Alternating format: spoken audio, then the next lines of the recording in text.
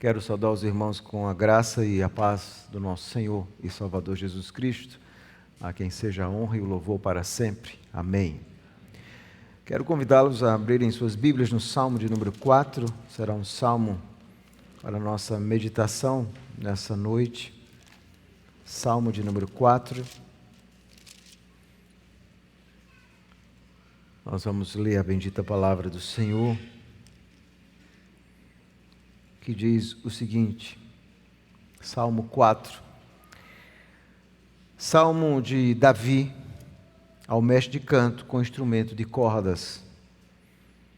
Responde-me quando clamo, ó Deus da minha justiça. Na angústia me tens aliviado. Tem misericórdia de mim e ouve a minha oração.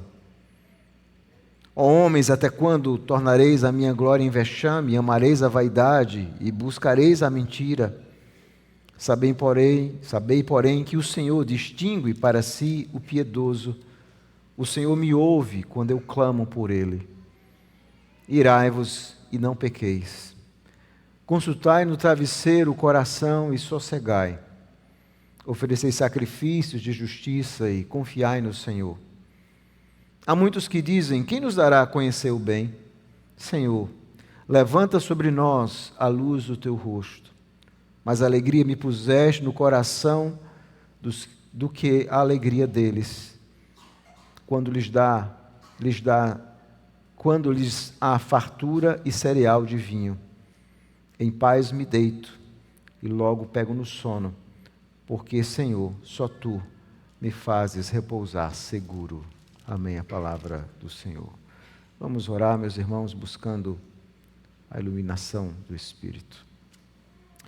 Senhor, nós louvamos o Teu santo nome e nos colocamos na presença do Senhor como Teu povo, rogando a iluminação, a direção do Teu Espírito sobre a nossa vida, rogando que o Senhor nos dê graça para não apenas entender as palavras desse salmo, mas para que possamos aplicá-lo em nossa vida. Tudo isso nós te pedimos em nome de Jesus. Amém. Desânimo. Desânimo é algo que em algum momento da nossa vida nós experimentamos. Às vezes o desânimo tem como causa circunstâncias novas que surgem em nossa vida que nós não sabemos como enfrentar. Às vezes o desânimo vem quando nós estamos sendo perseguidos, quando nós estamos sofrendo por causa da nossa fé, da nossa integridade. Às vezes o desânimo vem quando nós olhamos o mundo à nossa volta e aparentemente nós não vemos muita esperança para uma mudança de realidade. O fato é que em algum momento nós experimentamos desânimo pela dor do próximo, por uma doença que surge. O desânimo é uma realidade que todos nós vamos enfrentar em algum momento nesse mundo caído, marcado pelo pecado. Mas o desânimo ele é muito pior à noite. É a noite onde a nossa mente para. É a noite quando nós colocamos a nossa cabeça no travesseiro que nós começamos então a relembrar, a vermos a nossa vida, a pensarmos a nossa realidade. Nessas horas da noite, nós muitas vezes experimentamos o fundo do poço do desânimo. O desânimo, durante o dia nós ainda estamos ocupados, fazendo alguma coisa, trabalhando, interagindo com pessoas, mas é à noite que vem os maus pensamentos, a angústia, a dor, o sofrimento, a incerteza.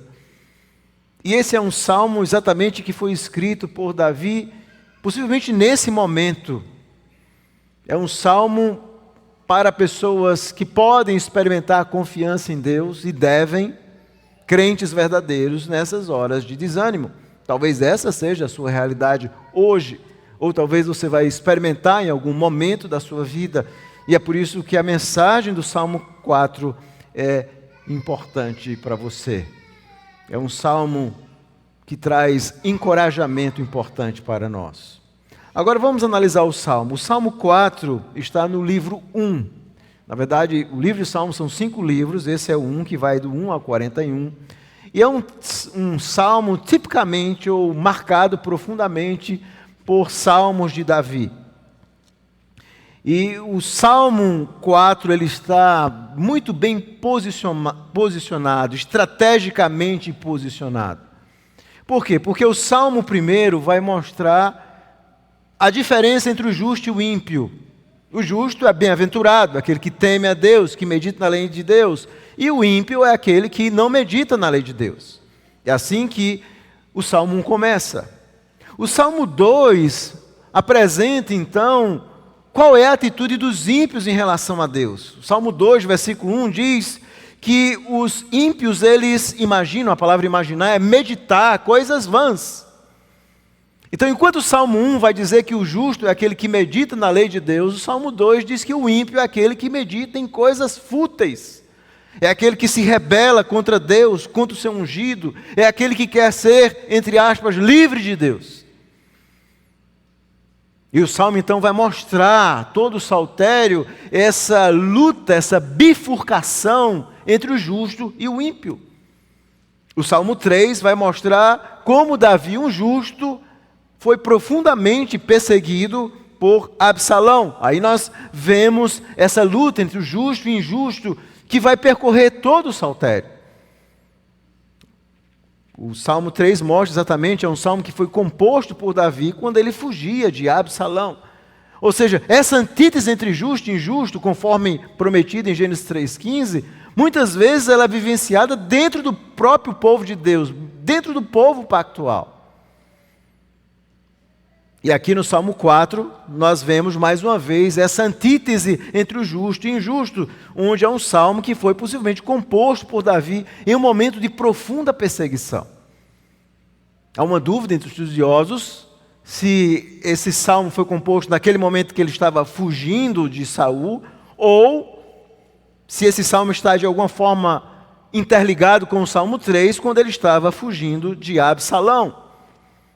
É um salmo, então, em um momento onde Davi estava experimentando uma profunda desgraça, profundos reveses em sua vida. E ele agora, então, se volta para Deus. Ele busca a Deus. Sobretudo naquele momento onde você quer retribuir o mal com o mal, onde você quer responder, aliás, retribuir o bem com o mal, onde você quer responder de forma clara aquela pessoa que está ofendendo você. Mas que tipo de salmo é o 4? É um salmo híbrido. É um salmo que tem os elementos de um salmo de lamento. Existiam vários tipos de salmos: salmos de lamento, salmos de confiança, salmos de ações de graças. Então é muito comum nós categorizarmos os salmos, salmos messiânicos, salmos, hinos. Mas aqui é um salmo híbrido, por quê? Porque existem elementos de lamento, então esse salmo se encaixa.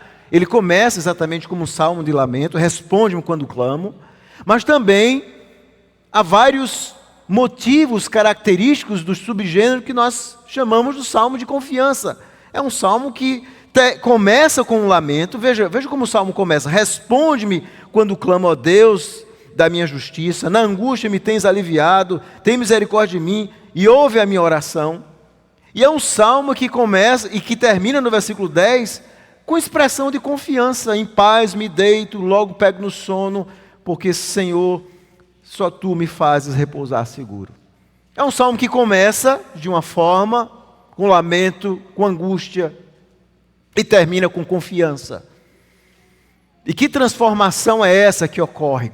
O que é que leva Davi a experimentar essa transformação da angústia para a confiança? Por isso que esse salmo é importante para nós. Ele vai nos ensinar isso.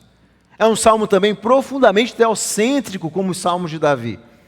É um salmo que começa chamando Deus de Elohim. No versículo 1 é a palavra para Deus, Elohim, que é aquela mesma palavra que aparece, por exemplo, lá em Gênesis: criou Deus os céus e a terra, que mostrava a ideia de Deus como todo-poderoso. O salmo começa clamando por esse Deus que tem poder, Elohim, e o salmo termina com outro termo no versículo 8, chamando Deus de Yahvé ou Javé, ou Deus da aliança, o Deus pactual, o Deus que chama pecadores, que se relaciona com pecadores. E é interessante como há essa troca entre o Deus que é poderoso, que domina sobre todas as coisas, e a nossa vida está nas mãos dele, mas ele também é o Deus da aliança, que usa o seu poder em favor do seu povo. O Elohim, mas também o Deus Yahvé ou Javé. Mas como é que esse salmo se estrutura? Agora vamos prestar atenção nesse salmo. Bom, não há uma unanimidade entre os estudiosos, eles dividem esse salmo de várias formas. Uma forma que eu gosto muito é aquela que vê esse salmo como sendo duas orações. A primeira oração no versículo 1, acompanhada de um apelo de confiança ao Senhor, contrastando a ação de Davi com os ímpios, versículo 2 a 5, onde ele busca a Deus em tempo de angústia, a primeira oração, então está no versículo 1, e logo em seguida ele vai mostrar, do versículo 2 a 5, esse apelo de confiança a Deus. E a segunda oração está no versículo 6, na parte B, quando ele diz assim: Senhor, levanta sobre nós a luz do teu rosto, onde ele agora busca a Deus em tempos de dúvidas, em tempos de perseguição. E o salmo então vai expressar mais uma vez essa confiança no Senhor, em contraste com a impiedade e aparente alegria dos ímpios. Então o salmo são duas orações marcadas por duas expressões de confiança. Então qual é a ideia central desse salmo? Qual é a tese? Qual o argumento central desse salmo, que será também o tema da exposição nessa noite? Confiando em meio ao desânimo. Confiando em meio ao desânimo. Um salmo noturno de Davi. Confiança em meio ao desânimo. Confiança em meio ao desânimo. Essa é a ideia central. Um salmo noturno de Davi. E há duas ideias. A primeira oração, no versículo 1, buscando a Deus em tempos de angústia. Versículo 1, que será mesclado por esse apelo de confiança, no versículo 2 a 5. E o segundo ponto do salmo é uma oração, onde ele busca a Deus em tempos de perseguição, no versículo 6 a 7, que vai terminar também com uma demonstração de confiança a Deus, sobretudo no final do versículo. Então são essas duas ideias que nós temos no salmo: confiança em meio ao desânimo. Agora vamos analisar o salmo verso por verso. É muito difícil, irmãos, nós expressarmos nossa confiança em Deus quando as coisas não andam bem. É fácil nós expressarmos a nossa fé quando as coisas estão ok em nossa vida. Mas aqui Davi está expressando a sua inconfundível confiança em Deus. Veja como o salmo começa. E é por isso que ele então se dirige a Deus, ou seja, confiar em Deus significa que nós podemos nos dirigir a Ele em momentos de aflição, em momentos de desânimo. E o salmo começa exatamente com essa chamada profunda de Davi: responde-me quando clamo. Responde-me quando clamo. O verbo clamar, na língua hebraica, está no início para dar essa ideia mais profunda de um clamor. Ele está clamando a Deus, ele quer que Deus, então, o responda. E esse pedido expressa a sua confiança em Deus. E não é uma confiança abstrata que ele tem em Deus. Ele chama Deus de, ó Deus, o Elohim, o Deus Todo-Poderoso. O Deus que criou todas as coisas. O Deus que muda situações. O Deus que é um Deus justo. Veja a frase que ele usa para Deus: ó Deus da minha justiça. Ou seja, Davi está apresentando a sua queixa, a sua causa diante de Deus, o sofrimento, a perseguição, que ele sabe que está sendo justo. Ele está sendo perseguido, irmãos. Mas ele está sendo justo. E é por isso que ele então apela a Deus, que é o Deus da sua justiça. É um Deus justo, é um Deus que é reto, é um Deus que é perfeito no seu julgar. Então ele diz: Senhor, eu apelo ao Senhor, que é um Deus todo-poderoso, que é um Deus justo. Ou seja, Davi não chamaria sem uma causa a ser julgada, ele está conclamando Deus para que julgue. Ele está requerendo a justiça de Deus, porque Deus é justo. Eu quero que o Senhor julgue, olhe. E ele tem a sua confiança de que Deus há de respondê-lo. Davi não está clamando a Deus sem uma causa justa. Ele está clamando a Deus, a sua causa é justa, ele está sofrendo, mas ele está sendo um homem justo e reto, mesmo em meio ao sofrimento. Isso não significa que nós não podemos clamar a Deus quando nós pecamos, estamos vivendo em uma situação que o sofrimento é fruto dos nossos próprios erros, de escolhas erradas, e nós estamos sofrendo como consequência disso, porque a vida é a lei da sementeira. Mas esse não era o caso aqui. Davi estava sofrendo como alguém que era justo, e ele está dizendo, não clamarei sem uma causa justa. Por isso, quando eu clamar, eu sei que me responderás, pois tu és o Deus justo, o Senhor vai aplicar a justiça e o direito, tu és o Deus justo, Senhor. Além de ser o Deus poderoso, tu és o Deus justo. E a sua confiança, a segunda parte do Salmo é, na angústia me tens aliviado. Literalmente, o texto hebraico diz assim, no aperto tens feito com que haja espaço. Nosso tradutor, obviamente, compreende que tem a ver com a ideia de angústia, de aperto, mas literalmente essa ideia no hebraico, no aperto tens feito com que haja espaço, ou seja, existem momentos da nossa vida onde nós estamos apertados, as circunstâncias da vida nos apertam. São as prensas da vida. Davi estava enfrentando essa prensa da vida, a prensa da alma. Mas naqueles momentos que ele havia passado, não apenas esse, em outros momentos da sua vida, ele diz que quando ele estava muitas vezes sendo apertado pelos seus inimigos, Deus era aquele que abria espaço. Ou como o tradutor traduz na versão Ara, que tem trazido alívio. Deus traz alívio. E ele então clama mais uma vez, tem misericórdia de mim, Senhor. Tem misericórdia de mim. Ouve a minha oração. Mais uma vez ele está clamando, ou seja, quando eu clamar, responde a minha oração. Responde quando eu clamo, ouve a minha oração. Então, duas vezes, essa característica dos salmos, esse paralelismo, esse jogo de ideias, de palavras, para dizer a ideia central que é essa. Responde a minha oração, Senhor. Ouve, escuta. O Senhor é justo, o Senhor é poderoso. Quando eu olho para a minha vida, eu vejo várias vezes onde eu estive apertado e o Senhor me deu alívio, então me ajuda agora, nessa circunstância, me socorre. Eu preciso de Ti, Senhor. É assim que Davi então se dirige a Deus, no desassossego da sua alma. Logo em seguida, o Salmo vai mostrar esse apelo à confiança no Senhor, em contraste à ação dos ímpios. É por isso que Davi compõe o Salmo, porque ele quer mostrar aos leitores, aqueles que forem cantar esse Salmo, lerem-no, ele quer mostrar exatamente o contraste do ímpio com o justo, que é uma característica do saltério, do Salmo 1, do Salmo 2. E estes versos então mostram esse profundo contraste entre ó homens, no versículo 2, literalmente o texto hebraico é ó filho dos homens, até quando tornareis a minha glória em vexame, e amareis a vaidade, buscarei a mentira? Aqui Davi faz esse contraste entre aqueles que são ímpios, aqueles que não confiam em Deus, aqueles que não têm prazer na justiça, no que é reto, na lei do Senhor.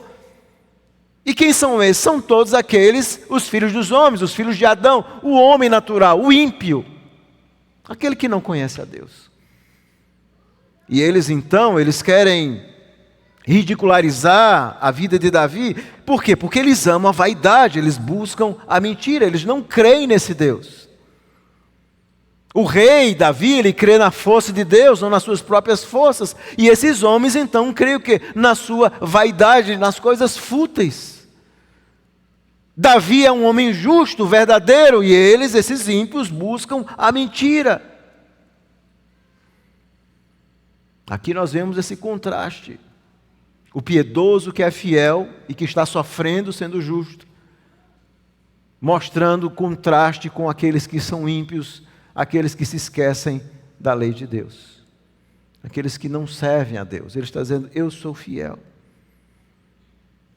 E logo no versículo seguinte, no versículo 3, então, ele vai reconhecer que você não precisa dizer que você é fiel a Deus, porque Deus mesmo sabe quem é e quem não é fiel. Veja o que ele diz no versículo 3. Sabei, porém, que o Senhor distingue para si o piedoso. Deus sabe aquele que é justo daquele que não é justo. O Senhor distingue.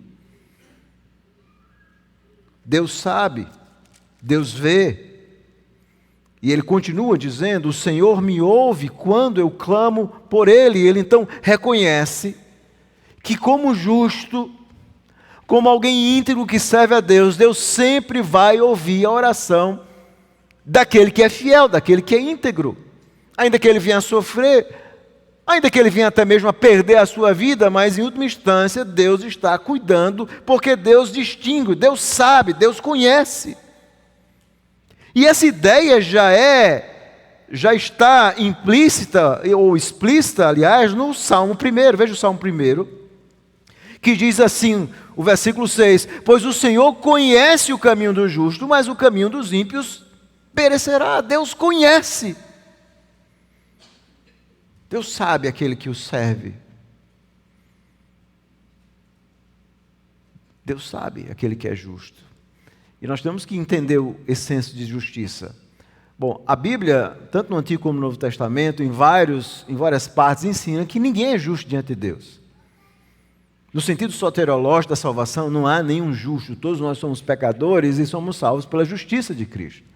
Mas a palavra justiça também aparece no Antigo e no Novo Testamento com o sentido de integridade, de obediência à lei de Deus. É nesse sentido que Davi, várias vezes em alguns salmos, ele diz, Senhor, eu sou justo, o Senhor conhece a integridade do meu coração. Ele era um homem íntegro. E é nesse sentido, então, que Deus sabia distinguir, Deus conhecia, Deus sabia, e era por isso que ele diz assim, o Senhor me ouve quando eu clamo, porque eu sou justo. Eu sou justo. E como justo, Davi então reconhece que ele não podia agir como esses seus inimigos ímpios. Ele estava sofrendo por causa daqueles inimigos ímpios, e quando você está em um litígio contra o ímpio, você é um crente verdadeiro, você tem que lembrar que você nunca pode ir tão baixo quanto eles vão. Então não adianta você querer entrar em uma briga com o ímpio. E Davi entende isso. Ele entende, ele então vai ensinar um princípio que será ensinado também no Novo Testamento, versículo 4, irai-vos e não pequeis. Aqui Davi está ensinando qual deveria ser a atitude para com esses que eram ímpios. A ira, obviamente, tem a ver com a raiva, o irar-se, o indignar-se contra o erro. Mas existe uma diferença entre a ira pecaminosa e a ira que não é pecaminosa. Se o alvo da nossa ira é uma atitude de vingança pessoal, a mágoa, a tristeza sem fim, intrigas duradouras, raiz de amargura e coisas assim, essa ira ela é pecaminosa, é aquela ira que não visa o bem da pessoa. Nós vamos ver o Senhor Jesus em vários momentos se irando. Nós vemos, por exemplo, Jesus usando uma linguagem dura contra os fariseus, ou limpando ali o templo. Ali nós vemos Jesus agindo debaixo da ira, do zelo divino.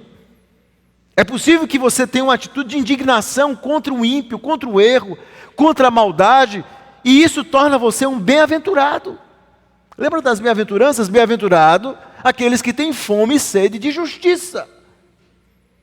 Vê o mundo e vê as injustiças que são perpetradas no mundo e contra nós, isso nos leva muitas vezes à ira.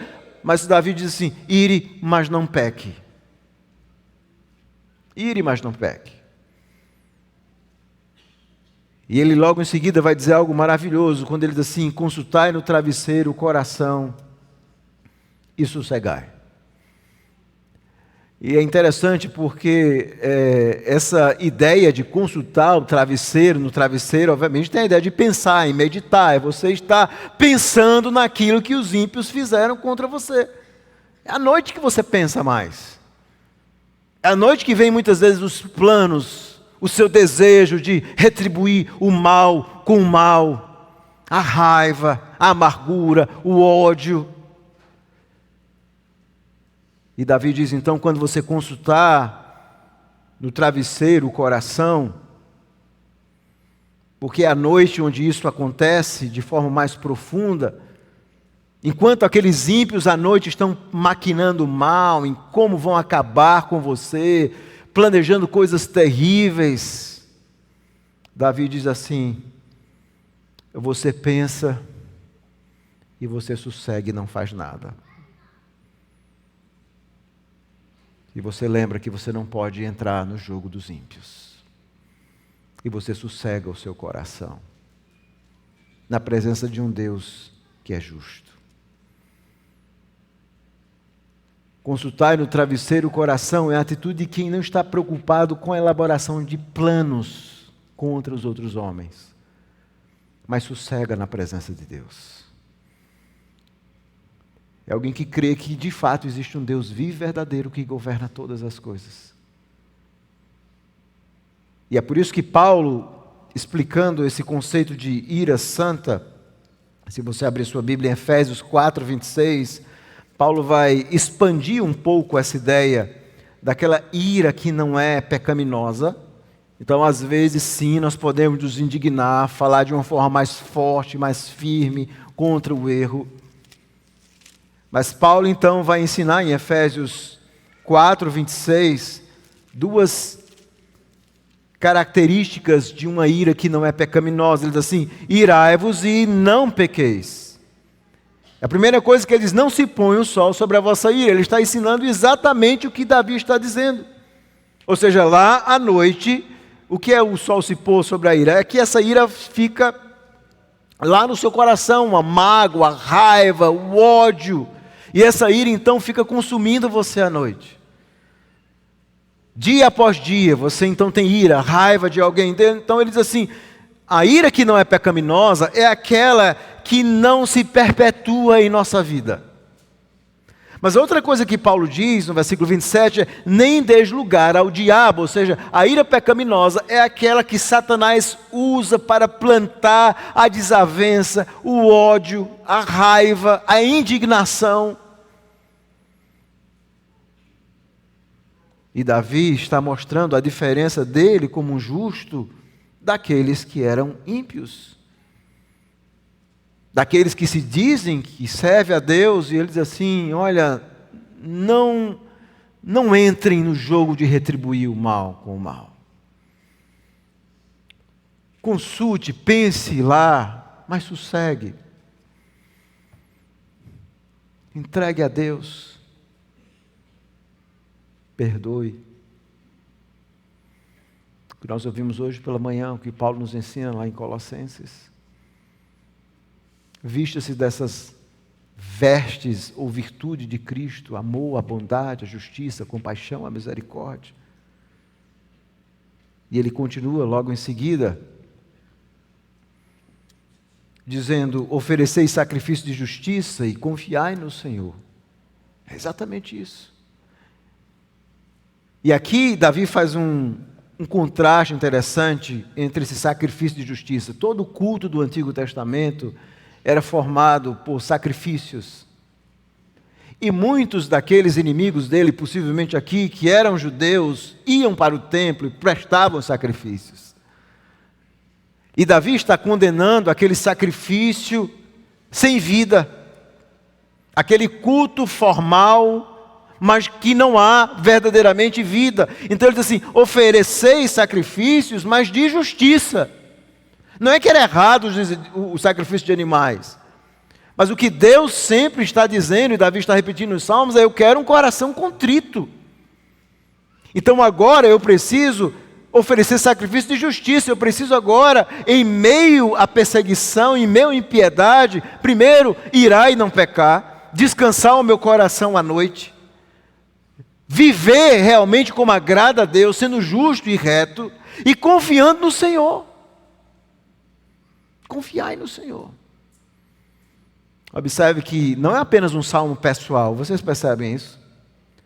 Davi, de alguma forma, está usando a linguagem em terceira pessoa, conclamando os leitores a seguirem esse exemplo. Confie no Senhor.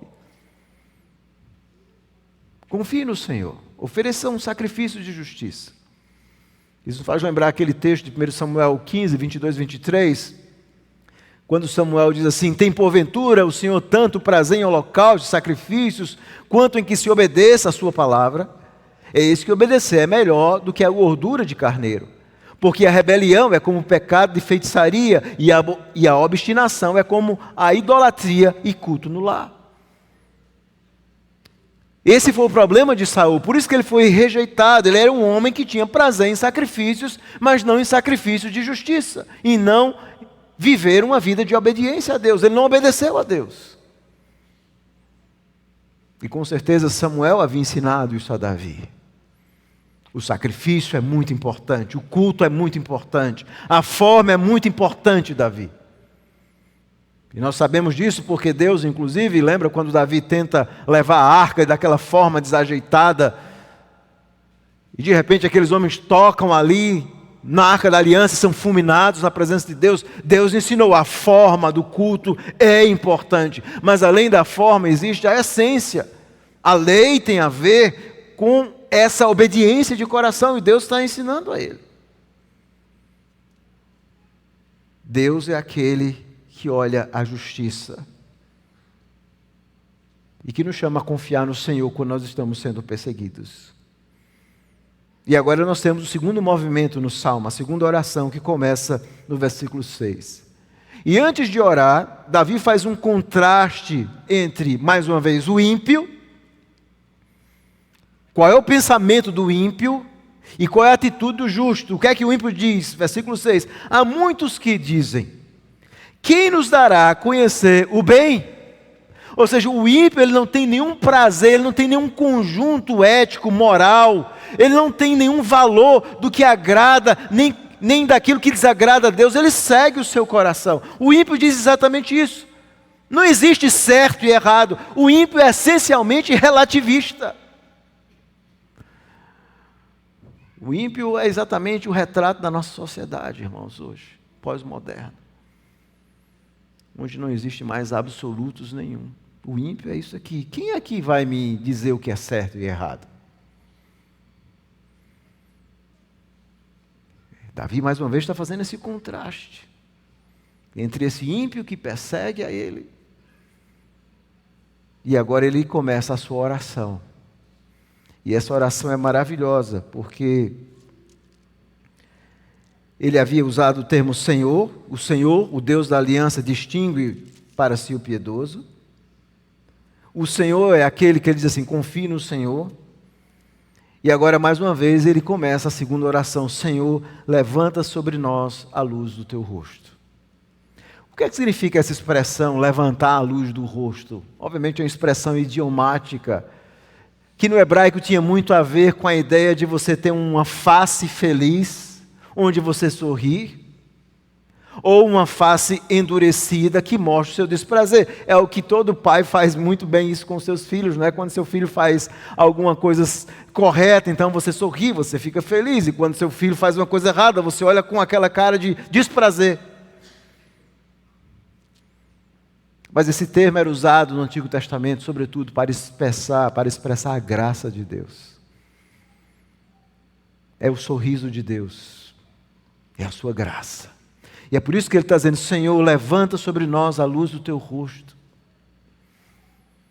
Ele está pedindo a graça não apenas por ele, mas por aqueles que são fiéis, por aqueles que sofrem um mundo mau, por aqueles que são perseguidos, mesmo sendo justos. Isso pode ocorrer quando o mundo nos persegue, ou pode ocorrer dentro da própria igreja de Cristo, quando alguns que são ímpios estão dentro da igreja, nos perseguem quando nós estamos fazendo o que é correto. E ele então está orando: Senhor, nos dá a tua graça. Nos dá a tua graça. E aqui ele está mostrando que aquele ditado que nós conhecemos muito bem, vox populi, vox dei, ou seja, a voz do povo é a voz de Deus, não é. Porque a voz do povo é essa. Quem vai me dizer o que é certo? Mas o justo diz: Senhor, me dá a tua graça, para que eu possa conhecer a tua palavra e ser fiel, e andar nos teus caminhos. Me dá a tua graça para que eu não seja como os ímpios, para que eu me ire, mas eu não peque, para que eu consulte aquilo que eles fazem à noite, mas eu sossegue o meu coração. E logo em seguida, no versículo 7, ele começa então a dizer o seguinte: mais alegria me puseste no coração do que a alegria deles, quando lhes há fartura de cereal e de vinho. Veja que contraste. Aqui ele mostra que a alegria do justo está relacionada a esse Deus pactual, a esse Deus gracioso, mesmo que você esteja enfrentando um momento de ausência, mesmo que não haja fartura na sua casa, a sua alegria está no Senhor. Mais alegria me puseste no coração. A graça de Deus é que traz essa alegria. Os ímpios muitas vezes têm fartura, e hoje nós estamos vivendo isso, não é? Onde às vezes nós cristãos começamos a invejar os ímpios, vemos o Instagram, vemos a vida que eles levam, os carros que eles têm, as ilhas que eles viajaram, os passeios. E nós olhamos para tudo isso e achamos que de fato a vida é isso, que a alegria está nisso. Mas Davi diz: eu tenho mais alegria na presença do Senhor, quando eu estou na presença de Deus, do que a alegria de todos eles. Quando eles estão alegres ali, felizes, não se compara à minha alegria, porque eles serviam a um Deus verdadeiro. E é assim que ele então termina o salmo: em paz me deito e logo pego no sono, porque só tu, Senhor, me fazes repousar seguro. O texto hebraico é interessante porque seria mais ou menos assim: duas coisas faço simultaneamente, me deito e durmo. Essas duas coisas que mostram esse contraste. Ou seja, eu me deito e durmo em paz. E esse conceito de paz é muito importante no Antigo Testamento, de shalom. Porque shalom tem a ver exatamente com isso, com essa paz, que é nada mais nada menos do que a própria presença de Deus, que nos dá tranquilidade e sossego em meio aos momentos difíceis da vida. Essa é shalom. Isso nos ajuda a entender aquela mulher que Eliseu perguntou o que ela queria, então ela disse que não precisava de nada. Então, através de Geazi, Eliseu descobre que ela não tem filho, e de repente ela tem um filho. E o filho cresce e morre. E aquela mulher então vai visitar a Eliseu. E Eliseu então vê ela de longe e diz: é a sunamita. E manda então Geazi e pergunta: está tudo bem? E a nossa versão diz assim: está tudo bem. Mas na verdade no texto hebraico é uma só palavra. A resposta dela é shalom. Essa é a shalom. E é por isso que Davi diz: é por isso que eu deito e durmo.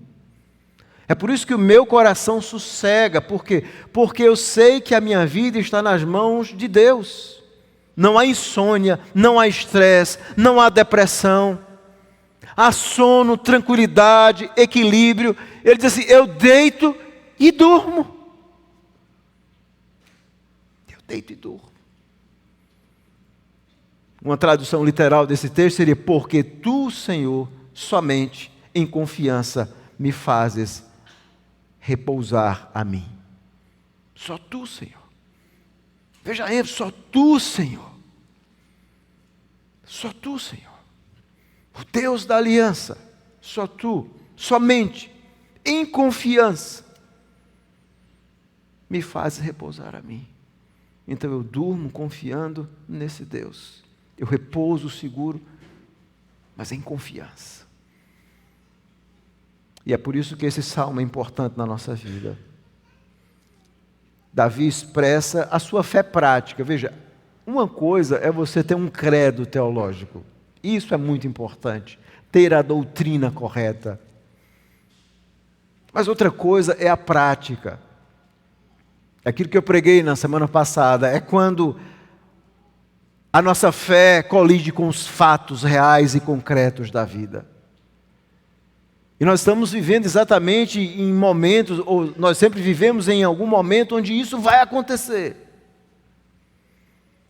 E é nessas horas que a nossa fé precisa ser essa aqui, prática. Dessa confiança absoluta em Deus, que nos leva a repousar seguro. Mas onde nós vamos encontrar esperança de fato nesse salmo? Obviamente não é seguindo o exemplo de Davi. Se eu terminasse o salmo aqui, eu estaria lendo, interpretando e fazendo uma hermenêutica como um judeu. Mas Jesus, quando ele abre as escrituras no caminho de Emaús, ele nos ensina que ele estava ali presente nos salmos. E obviamente nós falamos de Davi, alguém que sofre, e o saltério vai mostrar essa luta, essa antítese entre o justo e o ímpio o tempo inteiro. E essa antítese entre o justo e o ímpio, ela vai ser aguçada, sobretudo na vinda de Jesus, que é o justo que vai sofrer. Veja, Davi, apesar de ser um homem íntegro, ainda era pecador, ainda mereceria a justiça de Deus em algum grau na sua vida, ou sobre a sua vida. Mas o Senhor Jesus Cristo é aquele justo perfeito que vem. É aquele que experimenta a injustiça, a rejeição. É aquele que na cruz do Calvário clama a esse Deus que é bom e é justo. Mas diferente de Davi, que foi respondido e que tinha sossego à noite, o nosso Salvador experimentou horas angustiantes. Porque uma coisa é você saber que Deus é justo e Ele é bom. Outra coisa é você experimentar essa justiça sobre a sua vida. E foi isso que o nosso Salvador experimentou. A justiça de Deus. Ele se fez pecado em nosso lugar. Como Paulo diz, Ele experimenta a justiça pelos nossos pecados.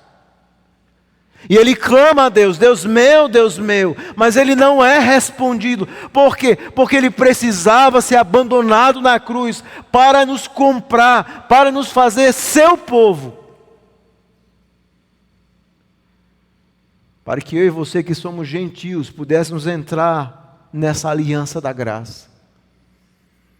Houve um Salvador que experimentou essa antítese. Mas Deus, o Pai, é aquele que distingue entre o justo e o piedoso.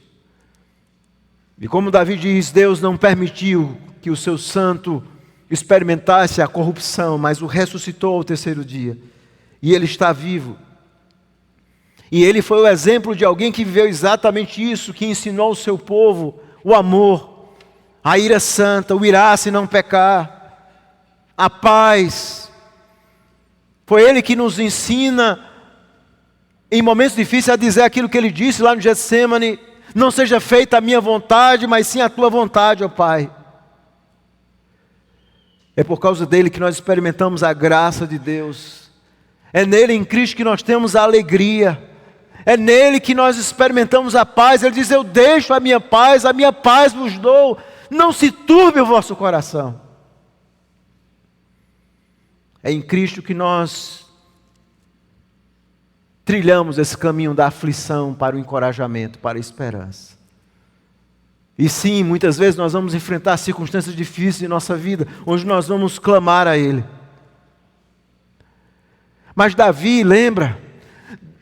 De onde vinha a fé de Davi, meus irmãos? Essa fé pactual, quando Davi lembrava desse Deus da aliança, ele lembrava sobretudo daqueles sacrifícios que mostravam a aliança. E apesar das sombras, a fé de Davi era uma fé viva. Mas nós vivemos na nova aliança na realidade da própria cruz, do próprio Deus que enviou o seu Filho para morrer por mim e por você. Ou seja, a nossa fé era para ser muito mais viva do que a de Davi. Davi não tinha uma cruz e um túmulo vazio para olhar. para lembrar do amor de Deus, da aliança. Davi não tinha ainda a certeza de um Deus homem sentado à direita de Deus para interceder. Mas eu e você nós temos. E é por isso que a nossa esperança precisa ser uma esperança viva e verdadeira. Então o que fazer quando nós enfrentamos esses momentos de profundo desânimo? Primeiro nós temos que ir a Deus em confiança. Faça isso. Busque ao Senhor. Expresse a sua confiança nele. Mesmo quando aparentemente o seu coração está um tanto desencorajado, mas vá até a presença dele. Independente da circunstância, da aflição, do problema, vá à presença do Senhor. Ore ao Senhor. Busque a Deus. Em momentos de desencorajamento, nós temos que ter confiança no Senhor. Em momentos de desencorajamento, nós temos que experimentar a paz do Senhor. Nós estamos vivendo, irmãos, uma geração doente. E a minha maior tristeza como pastor é que nós não estamos vivendo um mundo doente. Nós estamos vivendo crentes doentes. Crentes com medo. Crentes com medo de morrer. Crentes com medo do amanhã. Crentes visitando consultórios psicológicos em busca muitas vezes de tratamento e de remédios de ímpios, de soluções humanistas. Nós deveríamos estar ensinando a eles sobre confiança. Nós deveríamos estar ensinando ao mundo o que é a esperança, o que é a paz, o que é dormir em paz. Nós éramos para ser mestres do mundo. Nós deveríamos ser a CAPS para esse mundo doente. Porque nós temos o remédio. E o remédio é Cristo. O remédio é essa fé viva que age nessas horas difíceis e escuras da alma e que faz você à noite dizer: Senhor, está aqui a minha vida. Que eu vou dormir em paz. E vou dormir como uma criança. É isso que nós precisamos. De uma fé viva e verdadeira que nos faça descansar em Deus. Que tire um pânico de coisas da vida.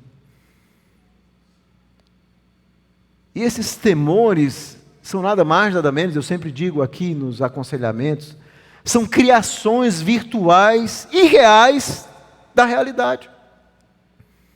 Você está num carro e de repente você tem medo. Você está num avião e você tem medo. Vê aquele medo, aquele temor. Veja, qual é o medo que você pode ter se você serve ao Rei do Universo? Então, se eu sinto temor, eu tenho que confrontar, eu tenho que fazer o que Davi fez, porque estás abatido a minha alma. Espere em Deus e ainda o louvarei. Eu tenho que pregar para mim mesmo, eu tenho que lutar contra os meus maus pensamentos. Eu não posso ser dominado por eles. Eu vou criando essas coisas irreais. Eu tenho medo de aglomeração de pessoas. O que é que gente pode fazer? Qual é o medo que eu tenho de pessoas? Eu estou com Deus que eu sirvo, eu estou ali. Se eu estiver no shopping, se eu estiver no meio de 5.000 pessoas, pastor, eu posso morrer, pode acontecer. Eu posso morrer até agora. Você pode morrer em qualquer momento. Mas se você morrer, meu irmão, você vai estar com Cristo, que é incomparavelmente melhor. Nós precisamos recuperar esse cristianismo que traz paz. Em um mundo aflito, marcado por aflição. Os nossos filhos precisam entender, no mundo vocês vão ter aflições. E nós temos que estar prontos para descansar no Senhor. Para sossegar à noite. E dormir como uma criança. E no outro dia, fazer o que Jesus disse: deixe o dia da manhã o seu mal. Não andeis ansiosos e preocupados por nada. Paulo também diz isso lá no livro de Filipenses. A preocupação excessiva pela vida, isso é um pecado, irmãos. Existe uma ordenança: não ande preocupado. Antes faça oração, vença a sua preocupação com oração. Faça isso que o salmista fez. Ore a Deus, entregue na mão dele. Você não é Deus, vá viver a sua vida. Faça escolhas santas, justas e sábias no seu dia a dia. Faça o que você pode e o que você não pode fazer. Entregue nas mãos de um Deus, que é o seu Deus, o Deus da aliança, a quem você deve confiar, em quem você deve confiar todos os dias da sua vida. Que Deus traga alívio ao nosso coração e paz, e nunca o desespero. Vamos orar. Senhor, nós louvamos e exaltamos o Teu nome. Bendito seja o Senhor que nos dá esperança. O Senhor é a nossa esperança. O Senhor é a nossa alegria. E a nossa oração, Senhor, é que nós possamos viver essas verdades que são tão caras, tão preciosas, que a Tua palavra nos revela. Para que nós possamos, independente das circunstâncias da nossa vida, expressar a nossa fé viva. Nos lembrando sempre daquilo que Jesus diz aos discípulos. E ao longo de todas as Escrituras nós vemos essa frase tão poderosa: não temais, não temais, não temais. Que o Senhor visite aqueles que estão desencorajados. Que tire o temor do seu coração e traga paz e graça àqueles que não têm a Cristo. E que a paz de Cristo, que excede todo o entendimento, como Paulo diz, guarde a mente e o coração desses que estão atribulados. Que essa paz possa guardar a mente e o coração de muitos cristãos que não têm conseguido articular a sua fé de uma forma prática em circunstâncias reais e concretas da vida. Nos ajuda, Senhor. Nos ajuda a viver a Tua palavra. Que o Teu Espírito nos socorra em momentos de fraqueza, para que possamos viver confiando no Senhor sempre. Essa é a nossa oração em nome de Jesus. Amém.